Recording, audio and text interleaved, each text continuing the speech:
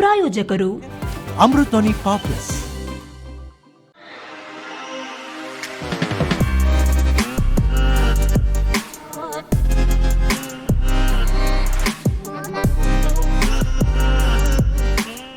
Hi friends, ದಿನದ ಎಲ್ಲ ಪ್ರಮುಖ ಸುದ್ದಿಯನ್ನು ನಿಮಗೆ ತಲುಪಿಸುವ mastmaga.comನ ಫುಲ್ ನ್ಯೂಸ್ಗೆ ಸ್ವಾಗತ. ನಾನು ಅಮರ್ ಪ್ರಸಾದ್. ಜಗತ್ತಿನ ಬೆಸ್ಟ್ ಬಿಸ್ನೆಸ್ ಕಪಲ್ ಆಗಿ ಹೊರಹೊಮ್ಮುತ್ತಿರೋ ಭಾರತ ಹಾಗೂ ಫ್ರಾನ್ಸ್ ಈಗ ಮತ್ತೊಂದು ಐತಿಹಾಸಿಕ ಸಂಬಂಧ ವೃದ್ಧಿಗೆ ಸಾಕ್ಷಿಯಾಗಿವೆ. ಜಗತ್ತಿನ ಅತಿದೊಡ್ಡ ವಿಮಾನ ತಯಾರಿಕಾ ಕಂಪನಿಗಳಲ್ಲಿ ಒಂದಾಗಿರೋ ಫ್ರಾನ್ಸ್ ಮೂಲದ ಏರ್ ಬಸ್ ಹಾಗೂ ಭಾರತದ ಹೆಮ್ಮೆಯ ವಿಮಾನಯಾನ ಸಂಸ್ಥೆ ಟಾಟಾ ಏರ್ ಇಂಡಿಯಾ ಹೊಸ ಒಪ್ಪಂದವನ್ನು ಮಾಡಿಕೊಂಡಿವೆ. ಟಾಟಾ ಗ್ರೂಪ್ ಒಡೆತನದ ಏರ್ ಇಂಡಿಯಾಗೆ ಹೊಸದಾಗಿ ಬರೋಬ್ಬರಿ 250 ವಿಮಾನಗಳನ್ನು ಖರೀದಿ ಮಾಡೋ ಒಪ್ಪಂದ ಫೈನಲೈಸ್ ಆಗಿದೆ. ಇವತ್ತು ಇದರ ಅಧಿಕೃತ ಘೋಷಣೆ ಕೂಡ ಹೊರಬಿದ್ದಿದೆ. ಪ್ರಧಾನಮಂತ್ರಿ ನರೇಂದ್ರ ಮೋದಿ, ಫ್ರಾನ್ಸ್ ಅಧ್ಯಕ್ಷ ಎಮಾನ್ಯುಯಲ್ ಮ್ಯಾಕ್ರಾನ್ ಹಾಗೂ ರತನ್ ಟಾಟಾ ವಿಡಿಯೋ ಕಾನ್ಫರೆನ್ಸ್ನಲ್ಲಿ ಭಾಗವಹಿಸಿ ಈ ಐತಿಹಾಸಿಕ ಒಪ್ಪಂದಕ್ಕೆ ಸಾಕ್ಷಿಯಾಗಿದ್ದಾರೆ. ಈ ಇಬ್ಬರು ನಾಯಕರು ಅಧಿಕೃತವಾಗಿ ಈ ಹೊಸ ಅಗ್ರಿಮೆಂಟ್ ಅನ್ನು ಅನೌನ್ಸ್ ಮಾಡಿದ್ದಾರೆ. ಈ ಒಪ್ಪಂದ ಭಾರತ ಮತ್ತು ಫ್ರಾನ್ಸ್ ನಡುವಿನ ಸಂಬಂಧದಲ್ಲಿ ಒಂದು ಹೊಸ ಮೈಲುಗಲ್ಲು ಅಂತ ಮ್ಯಾಕ್ರಾನ್ ಬಣ್ಣಿಸಿದ್ದಾರೆ. ಇದೇ ವೇಳೆ ಪ್ರಧಾನಿ ನರೇಂದ್ರ ಮೋದಿ ಮಾತನಾಡಿ, ಈ ಒಪ್ಪಂದ ಭಾರತ ಮತ್ತು ಫ್ರಾನ್ಸ್ ನಡುವಿನ ಸಂಬಂಧ ಹೇಗಿದೆ ಅನ್ನೋದನ್ನು ಬಿಂಬಿಸುತ್ತೆ. ವಾಯುಯಾನ ಕ್ಷೇತ್ರದಲ್ಲಿ ಭಾರತ 3ನೇ ಅತಿ ದೊಡ್ಡ ದೇಶವಾಗುತ್ತೆ. ಮುಂದಿನ 5 ವರ್ಷಗಳಲ್ಲಿ 2,500 ವಿಮಾನಗಳು ಭಾರತಕ್ಕೆ ಬೇಕಾಗುತ್ತೆ ಅಂತ ಮೋದಿ ಹೇಳಿದ್ದಾರೆ. ಜೊತೆಗೆ ಭದ್ರತೆ, ಇಂಡೋ ಪ್ಯಾಸಿಫಿಕ್ ಭಾಗದಲ್ಲಿನ ಸ್ಥಿರತೆ ಅಥವಾ ಜಾಗತಿಕ ಆಹಾರ ಭದ್ರತೆ ಮತ್ತು ಆರೋಗ್ಯ ಭದ್ರತೆಯ ವಿಚಾರ ಯಾವುದೇ ಇರಲಿ, ಭಾರತ ಮತ್ತು ಫ್ರಾನ್ಸ್ ಒಟ್ಟಾಗಿ ಪಾಸಿಟಿವ್ ಆಗಿ ಕೊಡುಗೆ ನೀಡುತ್ತವೆ ಅಂತ ಮೋದಿ ಹೇಳಿದ್ದಾರೆ. ಅಂದಹಾಗೆ ಏರ್ ಇಂಡಿಯಾವನ್ನು ಟಾಟಾ ತನ್ನ ತೆಕ್ಕೆಗೆ ತೆಗೊಂಡ ಮೇಲೆ ಅದಕ್ಕೆ ಹೊಸ ರೂಪ ಕೊಡೋಕೆ ಟಾಟಾ ಮುಂದಾಗಿತ್ತು. ಹೊಸದಾಗಿ 500 ವಿಮಾನಗಳನ್ನು ಏರ್ ಬಸ್ ಮತ್ತು ಬೋಯಿಂಗ್ ಕಂಪನಿಯಿಂದ ಪರ್ಚೇಸ್ ಮಾಡೋಕೆ ಟಾಟಾ ಪ್ಲಾನ್ ಹಾಕೊಂಡಿತ್ತು. ಆ ಪೈಕಿ ಅಂದುಕೊಂಡಂತೆ ಈಗ 250 ವಿಮಾನಗಳನ್ನು ಏರ್ ಬಸ್ನಿಂದಲೇ ಖರೀದಿ ಮಾಡಿದೆ. ಇನ್ನುಳಿದ 250 ವಿಮಾನಗಳನ್ನು ಅಮೆರಿಕದ ಬೋಯಿಂಗ್ನಿಂದ ಖರೀದಿ ಮಾಡೋ ಸಾಧ್ಯತೆ ದಟ್ಟವಾಗಿದೆ. ಈ ಮೂಲಕ ವಿಶ್ವಮಟ್ಟದಲ್ಲಿ ಏರ್ ಇಂಡಿಯಾ ತನ್ನ ವೈಭವವನ್ನು ಮರಳಿ ಪಡೆಯೋಕೆ ಸಜ್ಜಾಗಿದ್ದು, ಅಗಸದಲ್ಲಿ ಟಾಟಾ ವಿಮಾನಗಳು ಹೊಸ ಪ್ರಯಾಣ ಮಾಡಲಿವೆ, ಹೊಸ ಕ್ರಾಂತಿಯನ್ನು ಸೃಷ್ಟಿ ಮಾಡಲಿವೆ. ಮಹತ್ವದ ಬೆಳವಣಿಗೆಯಲ್ಲಿ ಬಿಬಿಸಿ ಕಚೇರಿ ಮೇಲೆ ಆದಾಯ ತೆರಿಗೆ ಅಧಿಕಾರಿಗಳು ದಾಳಿ ಮಾಡಿದ್ದಾರೆ. ಮುಂಬೈ ಹಾಗೂ ದಿಲ್ಲಿಯಲ್ಲಿರುವ ಕಚೇರಿಗಳಲ್ಲಿ ಪರಿಶೀಲನೆ ಮಾಡಿದ್ದಾರೆ. ನಮಗೆ ಕೆಲವು ಸ್ಪಷ್ಟೀಕರಣಗಳು ಬೇಕಾಗಿದ್ವು, ಅದಕ್ಕಾಗಿ ನಮ್ಮ ತಂಡ ಬಿಬಿಸಿ ಕಚೇರಿಗಳಿಗೆ ಭೇಟಿ ನೀಡಿತ್ತು. ಇದು ಶೋಧ ಅಲ್ಲ, ಸಮೀಕ್ಷೆ ಅಂತ ಅಧಿಕಾರಿಗಳು ಹೇಳಿದ್ದಾರೆ. ದಾಳಿ ವೇಳೆ ಕೆಲ ಪತ್ರಕರ್ತರ ದಾಖಲೆಗಳು, ಲ್ಯಾಪ್ಟಾಪ್ ಮತ್ತು ಫೋನ್ಗಳನ್ನು ವಶಕ್ಕೆ ಪಡೆಯಲಾಗಿದೆ ಅಂತ ಮಾಹಿತಿ ಲಭ್ಯ ಆಗಿದೆ. ಗುಜರಾತ್ ಗಲಭೆಗೆ ಸಂಬಂಧಪಟ್ಟ ಹಾಗೆ ಮೋದಿ ವಿರುದ್ಧ ವಿವಾದಾಸ್ಪದ ಸಾಕ್ಷ್ಯಚಿತ್ರ ತಯಾರಿಸಿದ್ದ ಬಿಬಿಸಿ ವಿರುದ್ಧ ದೇಶದಲ್ಲಿ ಕಿಚ್ಚು ಹೊತ್ಕೊಂಡಿತ್ತು. ಇದರ ಬೆನ್ನಲ್ಲೇ ತನಿಖಾ ಸಂಸ್ಥೆಗಳು ಬಿಬಿಸಿ ಕಚೇರಿಗಳ ಮೇಲೆ ದಾಳಿ ಮಾಡಿರುವುದು ಈಗ ಬಹಳ ಚರ್ಚೆ ನಡೀತಾ ಇದೆ. ಇದರ ಬೆನ್ನಲ್ಲೇ ಕಾಂಗ್ರೆಸ್ ಕೆಂಡಕಾರಿದೆ. ಬಿಜೆಪಿ ಹಾಗೂ ಕೇಂದ್ರ ಸರ್ಕಾರವನ್ನು ಕಟುವಾಗಿ ಟೀಕಿಸಿದೆ. ಭಾರತದಲ್ಲಿ ಅಘೋಷಿತ ತುರ್ತು ಪರಿಸ್ಥಿತಿ ಇದೆ ಅಂತ ಹೇಳಿದೆ. ವಿನಾಶಕಾಲೆ ವಿಪರೀತ ಬುದ್ಧಿ ಅಂತ ಕಾಂಗ್ರೆಸ್ನ ಜೈರಾಮ್ ರಮೇಶ್ ಹೇಳಿದ್ದಾರೆ. ಆಮ್ ಆದ್ಮಿ ಪಾರ್ಟಿ ಪ್ರತಿಕ್ರಿಯಿಸಿ, ಪ್ರಧಾನಿಯವರು ಸರ್ವಾಧಿಕಾರದ ಉತ್ತುಂಗ ಸ್ಥಿತಿಗೆ ತಲುಪಿಬಿಟ್ಟಿದ್ದಾರೆ ಅಂತ ಆಕ್ರೋಶ ಹೊರಹಾಕಿದೆ. ಏನು ಐಟಿ ದಾಳಿ ಕುರಿತು ಬಿಜೆಪಿ ಕೂಡ ಪ್ರತಿಕ್ರಿಯೆ ಕೊಟ್ಟಿದೆ. ಬಿಬಿಸಿ ಇಡೀ ವಿಶ್ವದಲ್ಲೇ ಅತ್ಯಂತ ಭ್ರಷ್ಟ ಸಂಸ್ಥೆ. ತನಿಖೆ ಕಾನೂನು ಪ್ರಕಾರ ನಡೆದಿದೆ. ಬಿಬಿಸಿಯ ಪ್ರೊಪಗ್ಯಾಂಡಾ ಹಾಗೂ ಕಾಂಗ್ರೆಸ್ನ ಅಜೆಂಡಾಗಳು ಒಂದೇ ರೀತಿ ಇರುತ್ತೆ. ಬಿಬಿಸಿಯನ್ನ ಅಂದಿನ ಬ್ರಿಟನ್ ಪ್ರಧಾನಿ ಮಾರ್ಗರೆಟ್ ಥ್ಯಾಚರ್ರೇ ಬೋಲ್ಶೆವಿಕ್ ಬ್ರಾಡ್ಕಾಸ್ಟಿಂಗ್ ಕಾರ್ಪೊರೇಷನ್ ಅಂತ ಟೀಕೆ ಮಾಡಿದ್ರು. ಇಂದಿರಾ ಗಾಂಧಿ ಕೂಡ ಬಿಬಿಸಿ ಮೇಲೆ ಬ್ಯಾನ್ ಹೇರಿದ್ರು. ಬಿಬಿಸಿಯವರು ಹೋಳಿಯನ್ನ ಕೊಳಕು ಹಬ್ಬ ಅಂತಾರೆ, ಭಯೋತ್ಪಾದಕರನ್ನ ಕ್ರಾಂತಿಕಾರಿಗಳು ಅಂತಾರೆ. ಬಿಬಿಸಿ ಭಾರತದ ಭಾವನೆಗಳಿಗೆ ಅಪಮಾನ ಮಾಡಬಾರದು ಅಂತ ಬಿಜೆಪಿಯವರು ಹೇಳಿದ್ದಾರೆ. ಆ ಕಡೆ ಬಿಬಿಸಿ ವರದಿ ಬಗ್ಗೆ ಬ್ರಿಟನ್ ಸಂಸದ ಬಾಬ್ ಬ್ಲ್ಯಾಕ್ಮ್ಯಾನ್ ಪ್ರತಿಕ್ರಿಯಿಸಿದ್ದು, ಈ ಡಾಕ್ಯುಮೆಂಟರಿ ಕಳಪೆ ಪತ್ರಿಕೋದ್ಯಮದ ಫಲ, ಇದು ಸಂಪೂರ್ಣ ಸಮರ್ಥನೀಯ ಅಲ್ಲ ಅಂತ ಹೇಳಿದ್ದಾರೆ. ಇದೆಲ್ಲದರ ನಡುವೆ ಈ ಕುರಿತು ಖುದ್ದು ಬಿಬಿಸಿ ಕೂಡ ಪ್ರತಿಕ್ರಿಯೆ ಕೊಟ್ಟಿದೆ. ನಾವು ಐಟಿ ಅಧಿಕಾರಿಗಳಿಗೆ ಸಹಕಾರ ಕೊಟ್ಟಿದ್ದೀವಿ, ಆದಷ್ಟು ಬೇಗ ಇದೆಲ್ಲ ಬಗೆಹರಿಯುತ್ತೆ ಅಂತ ಹೇಳಿದೆ. ಭದ್ರಾವತಿಯಲ್ಲಿರೋ ಐತಿಹಾಸಿಕ ವಿಶ್ವೇಶ್ವರಯ್ಯ ಕಬ್ಬಿಣ ಮತ್ತು ಉಕ್ಕಿನ ಕಾರ್ಖಾನೆ ಮುಚ್ಚೋದಾಗಿ ಕೇಂದ್ರ ಸರ್ಕಾರ ಅಧಿಕೃತವಾಗಿ ಹೇಳಿದೆ. ಕಾರ್ಖಾನೆಯನ್ನ ಮುಚ್ಚೋದರ ಬಗ್ಗೆ ಲೋಕಸಭೆಯಲ್ಲಿ ಪ್ರಶ್ನೆ ಕೇಳಲಾಗಿತ್ತು.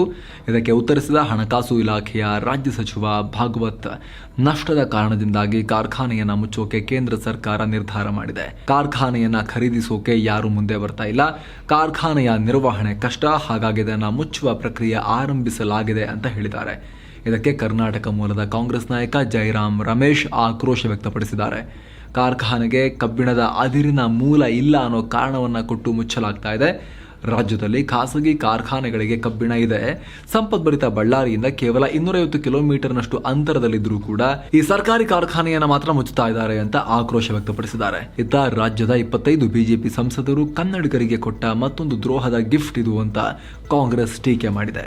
ಪ್ರೇಮಿಗಳ ದಿನದಂದು ರಾಜ್ಯ ಕಾಂಗ್ರೆಸ್ ಬಿಜೆಪಿ ವಿರುದ್ಧ ವಿನೂತನವಾಗಿ ಟೀಕೆ ಮಾಡಿದೆ. ತನ್ನ ಟ್ವಿಟರ್ ಅಕೌಂಟ್ನಲ್ಲಿ ವರ್ಣರಂಜಿತವಾಗಿ ಬಿಜೆಪಿಗರ ವಿರುದ್ಧ ಪೋಸ್ಟ್ಗಳನ್ನು ಹಾಕಿದೆ.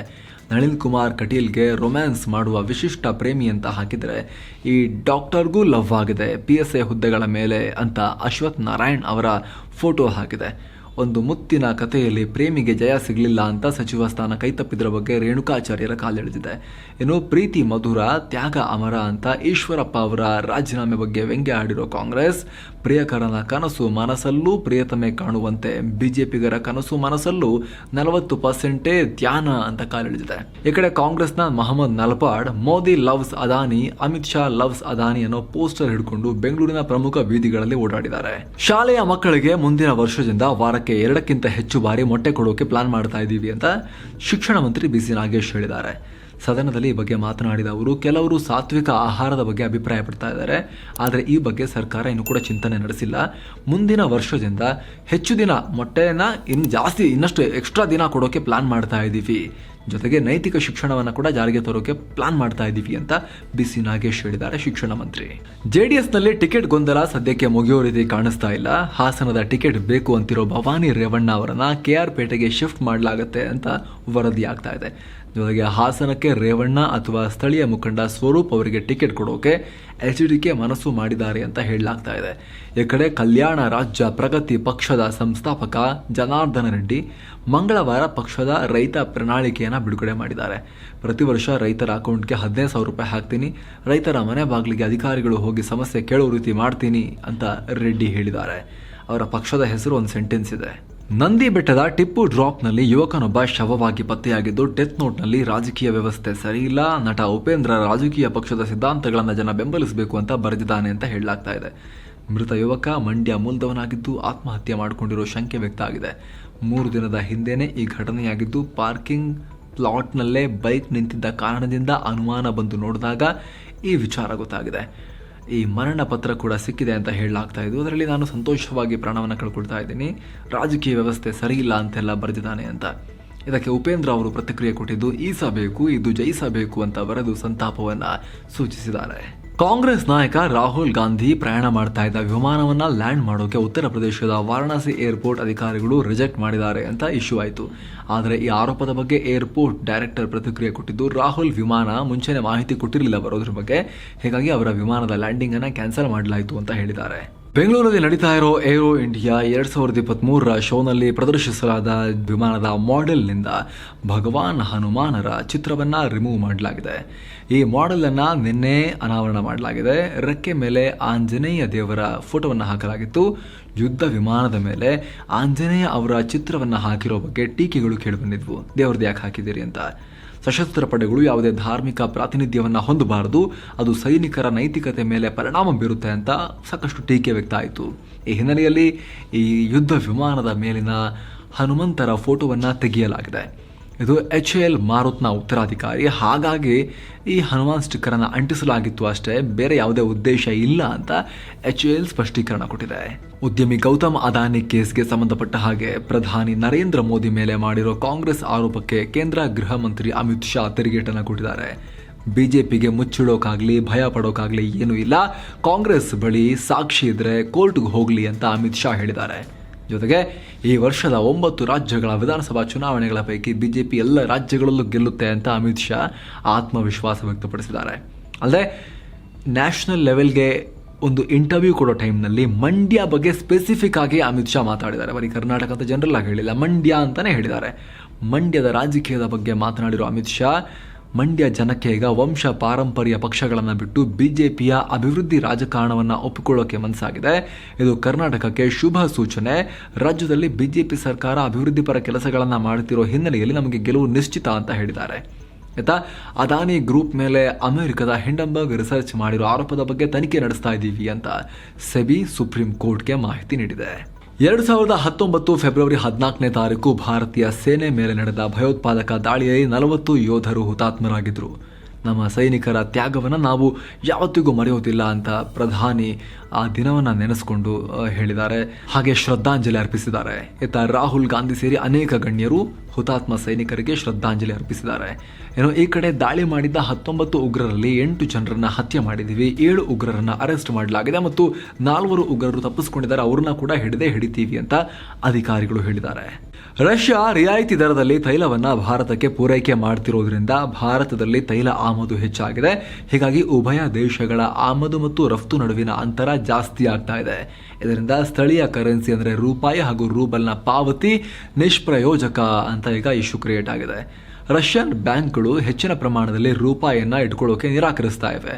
ರಷ್ಯಾ ಹಾಗೂ ಭಾರತ ತಮ್ಮ ವ್ಯಾಪಾರ ಸ್ಥಳೀಯ ಕರೆನ್ಸಿಗಳಲ್ಲಿ ರೂಪಾಯಿ ಮತ್ತು ರೂಬಲ್ ಮೂಲಕವೇ ಮಾಡೋಕೆ ಪ್ಲಾನ್ ಮಾಡ್ಕೊಂಡಿದ್ರು. ಡಾಲರ್ ಮೇಲಿನ ಡಿಪೆಂಡೆನ್ಸಿಯನ್ನು ಕಮ್ಮಿ ಮಾಡೋದು ಇದರ ಉದ್ದೇಶ ಆಗಿತ್ತು. ಆದರೆ ಈಗ ರಷ್ಯಾ ಹತ್ರ ನಾವು ತುಂಬ ಖರೀದಿ ಮಾಡ್ತಾ ಇದ್ದೀವಿ ಪೆಟ್ರೋಲಿಯಂ ಉತ್ಪನ್ನಗಳನ್ನು. ಸ್ಥಳೀಯ ಕರೆನ್ಸಿಯಲ್ಲಿ ನಾವು ರೂಪಾಯಿನವ್ರಿಗೆ ಕೊಟ್ಟರೆ ದೊಡ್ಡ ಮಟ್ಟದಲ್ಲಿ ರೂಪಾಯಿ ರಷ್ಯಾ ಕೈಗೆ ಹೋಗುತ್ತೆ.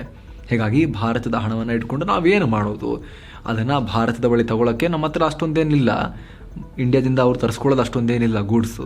ಹೊರಗಡೆನೂ ಏನು ಭಾರತದ ಕರೆನ್ಸಿ ತಗೊಂಡವ್ರು ನಡೆಯಲ್ಲ, ಡಾಲರ್ ಕೇಳ್ತಾರೆ, ನಾವೇನು ಮಾಡೋದು ಹಿಡ್ಕೊಂಡು ಅಂತ ರಷ್ಯನ್ ಬ್ಯಾಂಕ್ಗಳು ರೂಪಾಯಿ ರೂಬಲ್ ಸಿಸ್ಟಮ್ಗೆ ವಿರೋಧ ವ್ಯಕ್ತಪಡಿಸಿವೆ. ನಿಮಗೆ ಹೇಳಿದ್ವಿ ನಾವು ಈ ಹಿಂದೆ ಇರಾನ್ ಜೊತೆಗೂ ಇದೇ ಸಮಸ್ಯೆ ಆಗಿತ್ತು ಅಂತ.